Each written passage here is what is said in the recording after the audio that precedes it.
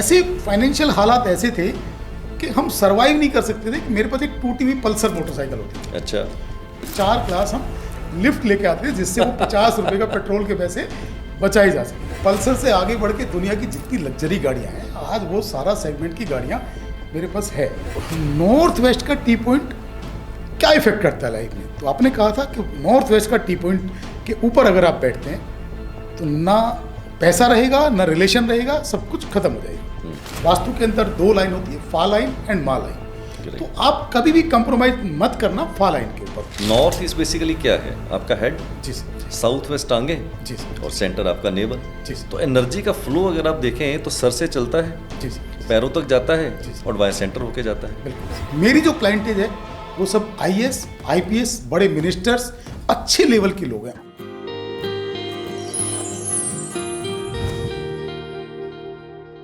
दीदारे महबूब की तमन्ना हो गालिब तो नजरें गड़ाए रखना। दीदारे महबूब की तमन्ना हो गालिब तो नजरें गड़ाए रखना। दुपट्टा हो कि तकदीर सरकती ज़रूर है। ये ऐसा इसलिए कह रहा हूँ कि जिन लोगों ने ज़िंदगी के अंदर कठिन हालात का सामना किया, चैलेंजेस का सामना किया, कभी हिम्मत नहीं हारी और डट के संघर्ष का मुकाबला किया, ऐसे भी दिन देखने पड़े कि जब ऐसा लगता था कि ज़िंदगी में शायद सांसें भी चलेंगी कि नहीं चलेंगी, रात का खाना मिलेगा नहीं मिलेगा। ऐसे बहुत से दुनिया में लोग हैं, लेकिन उन्होंने कभी ज़िंदगी के अंदर हिम्मत नहीं हारी। जिनके इश्क सच्चे हैं, जिनकी मोहब्बत सच्ची है, जिनकी इबादत सच्ची है, वो ज़िंदगी के अंदर बड़े बड़े मुकाम हासिल करते हैं और एवरेस्ट जैसी ऊंचाइयां भी छू लेते हैं। हमारे स्टूडियो में आज एक ऐसे ही शख्स से आपकी मैं मुलाकात करवाने जा रहा हूं जिन्होंने ज़िंदगी के अंदर बड़े संघर्ष किए, इतने संघर्ष किए कि शायद हम सोच भी नहीं सकते हैं, लेकिन हिम्मत नहीं हारी। ज़िंदगी के अंदर वो परचम उन्होंने लहराया, वो उन्होंने एक मुकाम हासिल किया जो हम सब के लिए बहुत ही एक प्रेरणादायक हो सकता है, बहुत ही इंस्पायरिंग हो सकता है। तो आज एक ऐसी ही शख्सियत से आपकी मैं मुलाकात करवाने जा रहा हूं जो इंडिया के बेहतरीन से बेहतरीन, जिसको मैं वास्तु एक्सपर्ट मानता हूं, वो है मिस्टर प्रदीप जैन। तो चलिए आपकी मुलाकात करवाते हैं प्रदीप जैन जी से। प्रदीप जी, आपका बहुत बहुत स्वागत हमारे इस पॉडकास्ट के अंदर। और बिहाइंड द कैमरा जब आपसे मैं बात कर रहा था तो बहुत ही इंस्पायरिंग स्टोरी मिली आपकी, जहाँ हमने ज़िंदगी के अंदर बहुत नज़दीकी से, बहुत ही करीब से आपने अपने संघर्ष को देखा, हार नहीं मानी, हिम्मत नहीं आपने हारी और हालात के सामने घुटने नहीं टेके और हालात के घुटने टिकवा दिए। ये बहुत ही आपकी इंस्पायरिंग स्टोरी आपने मुझे को सुनाई, जो बहुत ही एक दिल को छू लेने वाली स्टोरी है। तो आपका बहुत बहुत स्वागत है हमारी इस podcast. Thank you sir, thank you very much मुझे इनवाइट करने के लिए, इतना बड़ा प्लेटफॉर्म देने के लिए और इस लायक समझने के लिए आपका हृदय से आभारी रहूँगा। और सर, सबसे ज़रूरी चीज़ है, जैसे आपने कहा, मेरी तारीफ तो कुछ भी नहीं है, लेकिन जैसे आपने मुझे पढ़ाया था और जो चीज़ की कोचिंग मुझे दी थी उस ज़माने में 2009 के अंदर, तो आपने ये कहा था उस टाइम, एक शब्द कहा था कि अगर आप हृदय से, दिल से किसी भी प्रोफेशन को आप करेंगे, किसी भी काम को करेंगे तो ज़रूर आप ऊंचाइयां छुएंगे। और हमने उसको बस दिल से और लगन से आपकी बात को फॉलो करके उसको आगे बढ़ाया, तो ये मुकाम। लेकिन मुझे आज भी आपकी स्टोरी बड़ी इंस्पायरिंग लगती है और इस पॉडकास्ट के माध्यम से प्रदीप, हम सिर्फ उन लोगों को ज़्यादा से ज़्यादा इनवाइट करते हैं जिनकी स्टोरी बहुत ही इंस्पायरिंग हो, जो लोगों को इंस्पायर कर सकें कि ज़िंदगी के अंदर हालात कैसे भी रहें, मुश्किलें कैसी भी आएँ, हिम्मत नहीं हारनी है और ज़िंदगी में कुछ करके दिखाना है। जी। तो आपने ज़िंदगी के अंदर वो करके दिखाया। मुझे आज भी याद है कि जब आप 2009 में मेरे साथ पढ़ने आते थे हमारे पास, तो बड़े कठिन हालात थे आपके सामने, सर्वाइवल की भी शायद बहुत दिक्कत आ रही थी कि ज़िंदगी में सर्वाइव भी करेंगे तो कैसे करेंगे। तो आपकी स्टोरी बहुत ही इंस्पायरिंग है। तो कुछ अपनी वो स्ट्रगल के किस्से आप, या स्ट्रगल का वो जो एक आपका दौर रहा, वो मेरे आप व्यूअर्स को सुनाएं ताकि उनको भी लगे कि ज़िंदगी के अंदर कुछ भी हासिल किया जा सकता है। सर, 2009 के अंदर जब हमने कोचिंग ली थी उस टाइम में, तो हमारे फैमिली बैकग्राउंड में इस प्रोफेशन में कोई भी नहीं था। किसी का कोई लेना देना, वो न्यूमरोलॉजी नाम के शब्द भी नहीं जानते थे। वास्तु भी शायद बहुत ज़्यादा वास्तु से भी वाकिफ़ नहीं थे। और तब हमने ये प्रोफेशन चूज़ किया था कि हमें वास्तु और न्यूमरोलॉजी की फील्ड में जाना है, क्योंकि एक साइड पे मेरे एक दोस्त थे, उन्होंने आपसे मेरी मुलाकात कराई थी। तो मैंने आपसे क्वेश्चन किया था कि सर, मेरी एक रिक्वेस्ट है, मैं क्वेश्चन कर सकता हूँ क्या? तो आपने उस चीज़ के लिए एग्री किया था कि आप क्वेश्चन कर सकते हैं। तो मैंने क्वेश्चन किया था कि सर, एक जगह है और उसके ऊपर, उस जगह के ऊपर नॉर्थ वेस्ट का टी पॉइंट है। तो नॉर्थ वेस्ट का टी पॉइंट क्या इफेक्ट करता है लाइफ में। तो आपने कहा था कि नॉर्थ वेस्ट का टी पॉइंट के ऊपर अगर आप बैठते हैं तो ना पैसा रहेगा, ना रिलेशन रहेगा, सब कुछ खत्म हो जाएगा। ओके, मुझे याद नहीं है लेकिन आपको याद है। जी जी। तो मैंने कहा सर वास्तु में इतना दम है, तो क्योंकि आपकी बात बिल्कुल 100% सच थी। ओके। कि वो जो पोजीशन थी और उस लोकेशन पे जहाँ हम बैठे थे तो वहाँ सेम पोजीशन थी। अच्छा, ओके। कि ना रिलेशन थे और ना जो भी हम पैसा लगाते थे वो खत्म होता था। ओके। तो मुझे लगा ये आदमी की बात में दम है। ओके। तो मैं कहा अगर इसमें इतना दम है तो फिर सब कुछ बाइंड अप करते हैं इसी प्रोफेशन को चूज करके जिसमें इतना दम है। ओके। तो वहाँ से मैंने ये शुरुआत की थी सर। और प्रॉब्लम्स आई, मुश्किलें आई, बहुत सारी चीज़ें आई। अब नए नए कंसल्टेंट बने तो नई नई कंसल्टेंसी में कौन पूछने वाला था, कोई 200 रुपये भी नहीं देता था और किसी को मालूम ही नहीं था अब ये क्या करेगा। मेरे घर एक राउंड लगा के एक नया लड़का आया, उस टाइम एज भी ज़्यादा नहीं थी, एक नया लड़का आया मेरे घर एक राउंड लगा के जाएगा तो ये मेरा कैसे भाग्य परिवर्तन करेगा। लोगों को नहीं समझती, लेकिन हम अड़े रहे और डटे रहे, बहुत सारी मुश्किलों का सामना करते रहे और उसके बाद इस मुकाम पे पहुंचे आज आपके सामने। Very nice. सर आपको एक बात बताता हूँ, जब मैं 2009 के अंदर जब मैं आपकी क्लास लेने आता था तो ऐसे फाइनेंशियल हालात ऐसे थे कि हम सरवाइव नहीं कर सकते थे। कि मेरे पास एक टूटी हुई पल्सर मोटरसाइकिल होती थी। अच्छा। तो वो शायद मैंने 2001 में शायद ली थी और 2009 में चलते चलते मैं उसको ज़्यादा धक्का लगाता था, वो कम चलती थी। ओके। और पेट्रोल भी ज़्यादा खाती थी। तो उससे पेट्रोल के पैसे बचाने के लिए हम आपकी क्लास अटेंड करने के लिए किसी और की बाइक पे दूसरे की बाइक से लिफ्ट लेके आते थे। अच्छा, ओके। तो अगर हमारी महीने में 8 क्लास होती थी तो 4 क्लास हम लिफ्ट लेके आते थे जिससे वो 50 रुपए का पेट्रोल के पैसे बचाए जा सके। ओके। ये रियलिटी है सर। ओके। और ऐसे हालात उस टाइम थे, लेकिन उस एक जज्बे के साथ, एक कॉन्फिडेंस के साथ और ईमानदारी के साथ काम किया है तो फिर हम यहाँ तक पहुंचे sir. Very nice, very nice. मतलब आपकी जब ये स्टोरी सुनता हूँ तो कई बार मेरे को ना प्रदीप गूज बम्प्स भी होते हैं कि इतने कठिन हालात के साथ जहाँ पेट्रोल डलवाने के भी पैसे नहीं हैं और आपने आज इतना अच्छा मुकाम हासिल किया है। आपकी जो क्लाइंटेल है बहुत ही VIP क्लाइंटेल है आपकी। तो ये जो जर्नी आपकी रही तो इसमें चैलेंजेस तो बहुत ही आए होंगे। जी। बहुत ही चैलेंजेस आपको आए होंगे। तो मैं चाहता हूँ पूरी जर्नी के कुछ और अगर आपको लगता है यार ये बहुत चैलेंजेस मेरी ज़िंदगी के अंदर आए तो वो कौन से ऐसे चैलेंजेस आए जिसको आपने पार किया और इस सफलता तक पहुँचे। सर सबसे पहले आप किसी भी प्रोफेशन में होते हैं या वास्तु कंसल्टेंट के अगर प्रोफेशन में हैं तो इसमें डेली इनकम तो नहीं आती है, कोई फिक्स इनकम नहीं आती। करेक्ट। तो अपने आप को मेंटेन रखना, अपने आप को बैलेंस रखना, अपने आप को प्रस्तुत करना, वो सब बहुत बड़ा चैलेंज है कि आपके पास डेली कोई इनकम का साधन नहीं है और आप अपने आप को मेंटेन कैसे रखेंगे। तो वो एक बहुत बड़ा चैलेंज है कि शुरुआती दौर में आपके पास फाइनेंस भी उतना नहीं होता और चीज़ें भी उतनी नहीं है। एक किस्सा मेरे याद है सर, मैं आपको बताता हूँ। एक मेरे पास एक क्लाइंट का कॉल आया नोएडा से। ओके। तो उस टाइम नोएडा से कॉल आया कि हमें वास्तु एक साइड का फैक्ट्री का वास्तु कराना है। ओके। तो मैं कहा ठीक है। तो उस टाइम में लेकिन कॉन्फिडेंस लेवल आपने जो कूट के भरा था सर वो गजब का था। आपने कहा था कि सिंगल विजिट के जिस टाइम आप 50,000 चार्ज करोगे तब आप खुद को वास्तु कंसल्टेंट मानना। ओके। तो मैंने उनको कहा कि भाई मैं कम से कम 50,000 रुपये चार्ज करता हूँ। उनको एक फैक्ट्री का वास्तु दिखाना था और 5,000 कन्वेंस चार्ज एक्स्ट्रा, क्योंकि मेरे पास तो टूटी हुई मोटरसाइकिल थी। तो उन्होंने कहा कि अगर हम कन्वेंस चार्ज बचाना चाहें तो हमने कहा भाई आप अपनी गाड़ी भेज दो। तो उन्होंने अपनी गाड़ी भेज दी।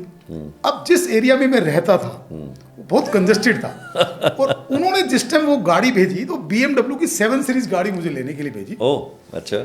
और बड़ा वेल मेंटेन वर्दी के अंदर ड्राइवर कैप लगा के और उसने दरवाज़ा खोला तो मैं अपनी टूटी हुई पल्सर को एक मेट्रो स्टेशन पे लगा के और वहाँ अपना बाल को ठीक करके और फेस को ठीक करके उनकी गाड़ी में बैठा। तो मैं पहली बार 7 सीरीज में उस टाइम पे बैठा था। ओके। और लेकिन मैंने सर जो आपने मुझे एक बारूद भरा था अंदर, जो कॉन्फिडेंस भरा था और जो काम करने का जज्बा सिखाया था, तो मैंने उनको क्या किया था, मैंने कहा था मेरे 10 शर्तें हैं जिस शर्तों पे मैं आऊँगा।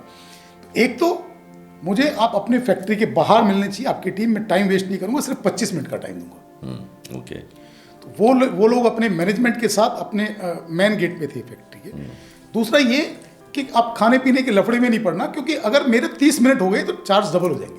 ओके, एटीट्यूड मतलब एक ऐसा एटीट्यूड, लॉयन जैसा एटीट्यूड होना हाँ चाहिए। जी, हाँ जी। दूसरा ये कि पानी, कोल्ड ड्रिंक, चाय, ये सब लफड़ा कुछ भी नहीं है। सीधा हम एक राउंड लगाएंगे और 5 मिनट के अंदर जो चीज़ें हैं, वो जो भी कमियां हैं फैक्ट्री के अंदर, वो लिखेंगे और आपका इस एक फीस के अंदर एक ही काम हम करेंगे। ओके, तो वो हमने 25 मिनट के अंदर उसको किया और उन्होंने फीस का एनवेलप बना के पकड़ाया, दिया।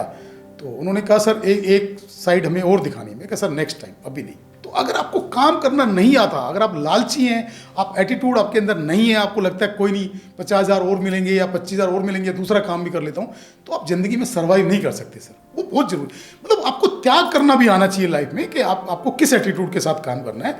लेकिन सर ईमानदारी बहुत जरूरी है कि आप जो आदमी अपनी लाइफ को दांव पे लगा रहा है आपके भरोसे के ऊपर, आपकी बातों के ऊपर, तो उसका भरोसा नहीं तोड़ना चाहिए। बिल्कुल बिल्कुल, जो आपने सिखाया। मैं हमेशा कहता हूँ Pradeep, this is the one profession which is a very very noble profession.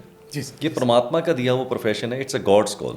अगर आप इसके अंदर एक ईमानदारी नहीं बरतते हैं, आप सिर्फ पैसा कमाने के चक्कर में रहते हैं, तो आप बहुत देर तक इस प्रोफेशन के अंदर, या फॉर दैट मैटर किसी भी प्रोफेशन के अंदर, आप बहुत देर तक सर्वाइव नहीं कर सकते हैं। और आपने जिस ईमानदारी के साथ इस प्रोफेशन को निभाया है, इतने सालों में आपने इतनी अच्छी सर्विसेज दी हैं और बहुत अच्छे से आपने सर्वाइव किया है, बरादर मैं कहूँगा सर्वाइव नहीं किया है, थ्राइव किया है। तो ये अपने आप में एक बहुत बड़ी अचीवमेंट है, जिसके लिए आपको बहुत ही मुबारकबाद जो है मैं हमेशा देना चाहता हूँ। Thank you very much. आपने सिखाया सर, मैं कुछ भी नहीं हूँ, लेकिन मैं कहता हूँ कि बिना पढ़े लिखे लोगों के बीच में तो वास्तु कोई भी कर ले। मेरी जो क्लाइंटेज है वो सब IAS, IPS, बड़े मिनिस्टर्स, अच्छे लेवल के लोग हैं, IRS। मैं उस लेवल में तो काम ही नहीं करना चाहता जो मेरे से सवाल ना करे और जो मेरे से लॉजिक ना पूछे। आपने सिखाया था सर लॉजिक के साथ काम करना है। मैं तो हमेशा आपको सिखाता हूँ, मानो मत जानो। बिल्कुल। तो ये साइंस मानने वाली है ही नहीं, ये तो साइंस जानने वाली है। मानने में क्या रखा है, सब कुछ तो जानने में रखा है। आप मेरे को कोई एक ऐसी लर्निंग बताइए, क्योंकि आप इतने सालों से काम कर रहे हैं, तो वास्तु के अंदर आपके नज़रिए से आपकी क्या बेस्ट लर्निंग है? यानी कि आप मेरे को बता सकते हैं कि ये वास्तु के जो पैरामीटर्स हैं 1 2 3 कोई भी, कि जो बहुत इंपॉर्टेंट है वास्तु के अंदर, जिसको बिना समझे, बिना अप्लाई के ज़िंदगी के अंदर रिजल्ट आ ही नहीं सकता। तो ऐसी क्या बेस्ट लर्निंग्स आपकी जो आपके नज़रिए से वास्तु के अंदर बहुत ही इंपॉर्टेंस रखती है? सर जैसे आपने सिखाई, हमें कुछ भी मालूम नहीं है, आपने सब कुछ, ये पौधा लगाया है, इसको बड़ा किया। आपने सिखाया था कि जो फा लाइन है, वास्तु के अंदर 2 लाइन होती है, फा लाइन एंड मा लाइन। तो आप कभी भी कंप्रोमाइज मत करना फा लाइन के ऊपर। फा लाइन बोले तो north east to south west. Correct. North east में कोई दोष नहीं होना चाहिए, सेंटर पॉइंट में कोई दोष नहीं होना चाहिए, और साउथ वेस्ट में कोई दोष नहीं। करेक्ट। कभी भी उसकी रेमेडी नहीं करना। करेक्ट। तो मैं हाथ जोड़ के सभी कंसल्टेंट्स भी अगर सुन रहे हैं तो उनको भी मैं यही रिक्वेस्ट करता हूं कि जिंदगी में कभी भी फा लाइन से पंगा नहीं लेना, उनकी रेमेडी कभी भी नहीं करना। अगर कोई दोष है तो उसको क्योर करो, क्योंकि वो आपकी रीढ़ की हड्डी है। करेक्ट। अगर आप रीढ़ की हड्डी को छेड़ेंगे तो जिंदगी में कभी भी आप अच्छे रिजल्ट नहीं पा सकते। करेक्ट। जैसे कि मैं वैसे बोलता हूँ कि नॉर्थ ईस्ट बेसिकली क्या है, आपका हेड, जी, साउथ वेस्ट टांगे, जी, और सेंटर आपका नेवल। जी। तो एनर्जी का फ्लो अगर आप देखें तो सर से चलता है, जी, पैरों तक जाता है, जी, और वाया सेंटर होके जाता है। बिल्कुल। तो आपने बिल्कुल ठीक है कि अगर ये 3 चीज़ें किसी के भी घर में, ऑफिस में, फैक्ट्री में, अगर ये तीनों चीज़ें अच्छी हैं, यानी कि डिफेक्ट फ्री हैं, एनर्जाइज हैं, तो बाकी कुछ भी इधर उधर लेफ्ट राइट होगा तो चीज़ों को हम मैनेज कर सकते हैं। बिल्कुल। बट अगर इन तीनों चीज़ों में या तीनों फैक्टर में कहीं पर भी अगर कोई दोष आ जाता है तो फिर मामला संभालना थोड़ा मुश्किल हो जाता है। जी सर। मेरा ऐसा प्रदीप मानना भी है और जानना भी है कि जो वास्तु की जो साइंस है ये है क्या, बेसिकली फ्लो ऑफ एनर्जी।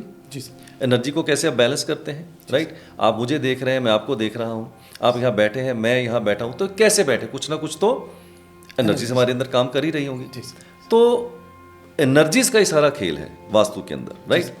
तो आपने इतनी प्रैक्टिस करी, आपने इतने क्लाइंट्स देखे, तो मैं आपसे ये जानना चाहता हूँ कि पिछले इतने सालों में एनर्जी को बैलेंस करने के लिए कोई नई रिसर्च, कोई नई लर्निंग अगर आपके पास हो तो मेरे को ज़रूर बताइएगा, जिससे कि मुझे भी कुछ नई लर्निंग हो सके।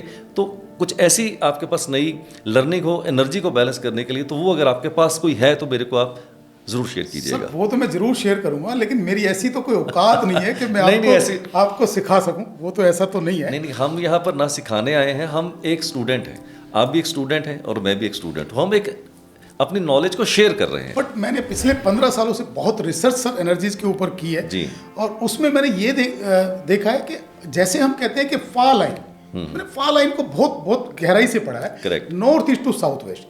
तो जैसे हमारी बॉडी है, हमारी बॉडी में हमारा पेट है, तो अगर हमारा पेट ठीक है तो शरीर में कोई बीमारी आने वाली नहीं, अगर हम पेट को बैलेंस रखते हैं। दूसरी बात ये सर कि एक जियोपैथिक स्ट्रेस नाम की वास्तु के अंदर एक बीमारी होती है जो किसी के कंट्रोल में नहीं है, और वो ऐसे चलती है जैसे हमारे शरीर में नसें होती हैं, इस तरह से वो काम करती है और उसको वो किसी के कंट्रोल में नहीं है। हम लोग वास्तु कंसल्टेंट लोग उनको उसको बैलेंस करने के लिए या उसको जियोपैथिक स्ट्रेस को रोकने के लिए कुछ रोड्स लगाते हैं, कुछ तरह के ट्रीटमेंट करते हैं, लेकिन वो ट्रीटमेंट पूरी तरह से लॉन्ग टाइम के लिए कामयाब नहीं है। ओके। क्योंकि आपने एक ये नस है, यहाँ से पानी जा रहा है, तो आपने उसको यहाँ कट ऑफ किया तो वो 6 महीने बाद उधर दूसरी तरफ से रास्ता बना के निकल जाएगा। करेक्ट। तो मैंने वो कॉन्सेप्ट क्या किया है कि किसी भी जगह के जब नया प्रॉपर्टी बनती है तो उसके सेंटर को अगर एक्टिवेट कर देते हैं, ओके, उस सेंटर को पॉजिटिव एनर्जी से एक्टिवेट कर देते हैं, तो किसी भी तरह का जियोपैथिक स्ट्रेस वहाँ जड़ से खत्म हो जाता है। उसके अलावा किसी भी तरह का मतलब किसी भी तरह की नेगेटिव एनर्जी वहाँ कभी रह ही नहीं सकती, क्योंकि हमें मालूम नहीं है जिस प्रॉपर्टी को हम बना रहे हैं वह 200 साल पहले क्या रहा होगा। ठीक है। हो सकता है उस टाइम पे कोई बच्चा वहाँ दबा हुआ हो, किसी की आत्मा हो सकती है, किसी जानवर की आत्मा हो सकती है, किसी कुत्ते की आत्मा हो सकती है, किसी पशु पक्षी की आत्मा, कुछ भी वहाँ हो सकता है। Correct. और वो जब तक हम वहाँ नहीं कुछ बनाते तो कुछ दिखाई नहीं दे रहा है, लेकिन जब हम वहाँ बना के उस जगह को यूज करना शुरू करेंगे तो वो आत्मा हमें तंग कर सकती है। तो उसके बाद जब हमारी प्रॉपर्टी कंप्लीट हो जाएगी और हम वहाँ रहना शुरू कर देंगे तो हम उसको फिर क्योर नहीं कर सकते, खत्म नहीं कर सकते। तो बनते हुए जब हम प्रॉपर्टी बनाना शुरू करते हैं तब हम क्या कर सकते हैं, उस जगह का सेंटर लेते हैं जी। उस जगह के सेंटर में हम 10 फीट बाई, ये मेरा बहुत बड़ा रिसर्च है सर, वेरी नाइस। उसमें 10 फीट बाई 10 फीट का हम एक गड्ढा बनवाते हैं। ओके। उस 10 फीट बाई 10 फीट के गड्ढे में 3 फीट गहरा गड्ढा बनाते हैं।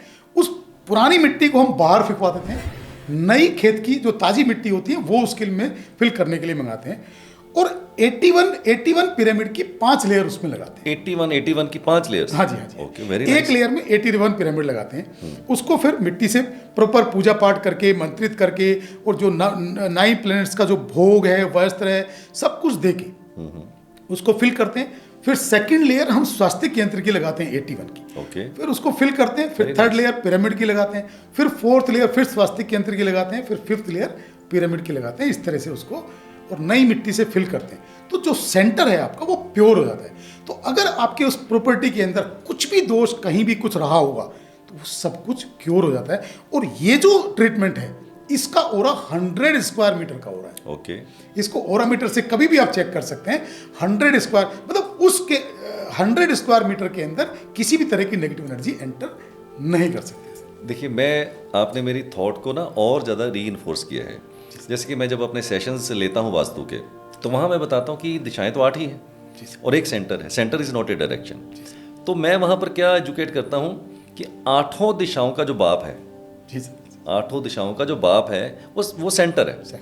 क्योंकि 8 दिशाओं को जो एनर्जी की सप्लाई होनी है वो कहाँ से होनी है? सेंटर से। वो सेंटर से होनी है। और आपने भी वही बात बोली कि जिस आदमी ने पेट को ठीक कर लिया, जिस आदमी ने बिल्डिंग के सेंटर को ठीक कर लिया, उसने समझो सब कुछ ठीक कर लिया। तो ये कॉन्सेप्ट आपका बहुत ही मुझे अच्छा लगा, और ख़ास करके जो आपने अपनी नई रिसर्च बताई है कि आप उसके अंदर 81 पिरामिड्स की लेयर्स लगाते हैं, स्वास्थ्य की लेयर्स लगाते हैं, मतलब ये मेरे लिए बहुत ही एक नई लर्निंग है और मेरे को बहुत ही अच्छा लगा। बहुत ही एक्साइटेड फील मैंने किया कि आप इतनी अच्छी रिसर्च के साथ लोगों का कल्याण कर रहे हैं। Wonderful concept, I really appreciate. Sir मैं एक किस्सा आपको बताता हाँ, प्लीज जरूर बताइए। एक क्लाइंट मेरे पास किसी दूसरे क्लाइंट को लेके आया। एक क्लाइंट अपने किसी दोस्त को लेके आया। अच्छा, ओके। उसने कहा कि इनकी एक बहुत छोटी सी शॉप है और ये उसको नए सिरे से बनाना चाहते हैं। आप इसका सेंटर थेरेपी मैं बोलता हूँ कि आप इनके दुकान की सेंटर थेरेपी आप कर दें।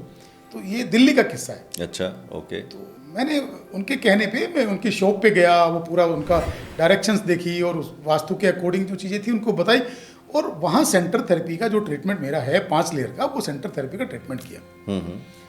ठीक है, किया। तो जैसे ही दुकान बन के तैयार हुई, शॉप बन के तैयार हुई, तो 1 साल के अंदर उन्होंने बड़ी स्पीड से ग्रो किया। अच्छा। रॉकेट की स्पीड से ग्रो किया। उनका नाम भी शायद कुछ ऐसा ही था, रॉकेट या ऐसा कुछ था। अच्छा। उनका जो ब्रांड था, जीन्स बनाते थे वो लोग। ओके। तो जब जो क्लाइंट उनको लेके आया था मेरे पास, तो उनका मेरे पास कॉल आया कि सर हम तो वहीं के वहीं रह गए, जिनका आपने वास्तु किया था वो तो आजकल बड़े ग्रो कर रहे हैं, ऐसा क्या कर दिया आपने, जो उनके यहाँ ट्रीटमेंट किया मेरे यहाँ भी वही चाहिए। अच्छा, ओके। मैंने कहा आप कैसे कराएंगे, आपकी तो रेंटेड शॉप है। उन्होंने कहा मैंने मकान मालिक से बात कर ली है। अच्छा।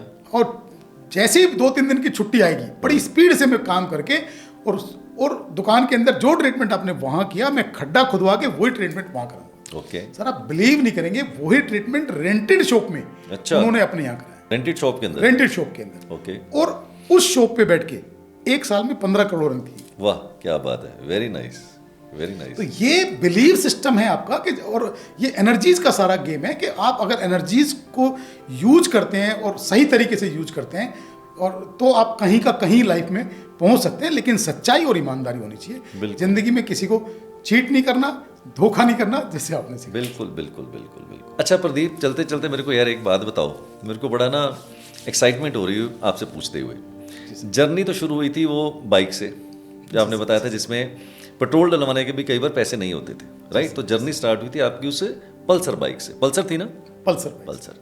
तो वो जो पल्सर से जर्नी स्टार्ट हुई थी, आज इतने सालों के बाद आपकी इतनी बड़ी अचीवमेंट्स हैं, आपके इतने बड़े क्लाइंट्स हैं, आप इतने फेमस हो, तो आज वो जो पल्सर है उसको छोड़ के आज जो आपकी सवारी हो रही है, वो कैसी सवारी हो रही है? देखिए आपके आशीर्वाद से वो पल्सर से आगे बढ़ के दुनिया की जितनी लग्जरी गाड़ियां हैं, आज वो सारा सेगमेंट की गाड़ियां मेरे पास है, वो सब पार्किंग में रहती है। तो ये तो आपने सिखाया सर कि अगर आप दुनिया का भला करते हैं तो आपका भला ऑटोमेटिक अपने आप हो जाता है। लेकिन आपने एक चीज़ सिखाई थी कि आप हमेशा अच्छे लोगों के काम करो, हमेशा बड़े लोगों के संपर्क में रहो। तो हमारे जो क्लाइंटेज है वो सारे VVIPs क्लाइंटेज है।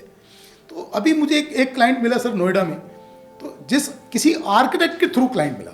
तो जब आर्किटेक्ट ने फ़ोन किया तो उनकी पिंडलियाँ काँप रही थी बात करते हुए कि प्रदीप जी मेरे क्लाइंट हैं, नोएडा में हैं, लेकिन वो बहुत बड़े क्लाइंट हैं, वो कम से कम 50,000 करोड़ के क्लाइंट हैं, तो आप क्या उनको हैंडल कर पाएंगे?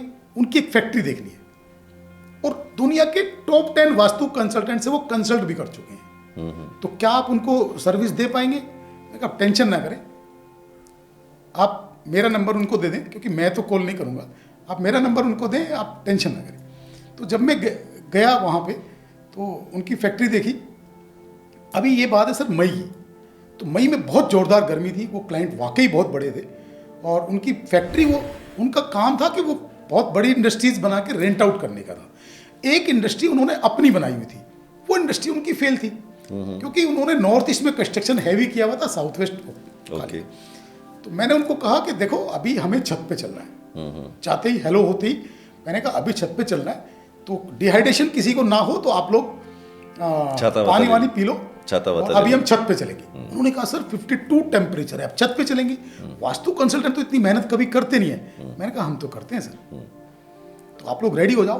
तो मैं सबको उनको पानी वानी पिला के छत पे लेके गया, पूरी फैक्ट्री उनकी घूमी और जो सच्चाई से ईमानदारी से उनको जो गाइडेंस दी, उन्होंने साउथ वेस्ट में सारे पानी को इकट्ठा करके गड्ढा बना के एक पिट बनाई हुई थी। अच्छा। और किसी वास्तु कंसल्टेंट ने वहाँ पिरामिड का ट्रीटमेंट भी किया हुआ था। मैंने कहा जिंदगी में सक्सेस हो ही नहीं सकता। करेक्ट। साउथ वेस्ट में उन्होंने जनरेटर रखा हुआ, मैं कहा इसका कोई ट्रीटमेंट, बोला इन्होंने ट्रीटमेंट किया हुआ है, मैं कहा कोई सक्सेस नहीं हो सकता। ईमानदारी से आप काम करते हैं ना सर, तो वो बोले ठीक है, मैं इसको जो भी दोष है इनको जैसे आप कहेंगे ऐसे तुरंत कल से ही इनको ठीक कराने की कोशिश करता हूँ, ठीक कराता हूँ। उन्होंने कहा कि मैंने ज़िंदगी में अपना घर कभी भी किसी कंसल्टेंट को दिखाया नहीं है। वो कहीं बहुत VVIP एरिया में कहीं रहते थे, औरंगजेब रोड पे। ओके। वो तो दिल्ली उस सोसाइटी के अंदर सर जिसमें मुकेश अंबानी के 4 फ्लैट हैं। दिल्ली का सबसे जिसको बोलते हैं VVIP एरिया है औरंगजेब रोड। यस। तो उन्होंने रिक्वेस्ट की कि प्रदीप जी आप, अगर मैं आपसे रिक्वेस्ट करता हूँ कि मेरा घर भी आपको देखना है। तो मैं कहा ठीक है, तो शाम को 6 बजे का टाइम आपको सूट करेगा? बोला हाँ जी करेगा।